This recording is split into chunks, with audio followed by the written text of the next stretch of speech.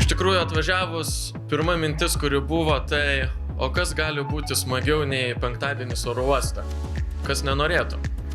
Tarptautinis oro uostas Kauno. Matosi, jog tai yra šiuolaikiškas, vakarietiškas ir tikrai labai išaugęs oro uostas.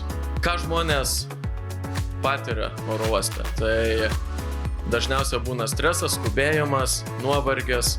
Kauno oro uosto plėtra, jinai prisideda prie to ir užtikrina, kad to būtų mažiau. Ačiū visiems, kurie prisidėjo. Ačiū ir tiem, kurie dar ir prisidės ir oro uostą toliau augins. Ačiū merui, ačiū visai oro uosto komandai, ministerijos. Labai norėčiau palinkėti, kad tai būtų tik tarpinė stotelė į dar didesnį augimą ir mūsų Lietuvos kaip vizitinės kortelės stiprinimą.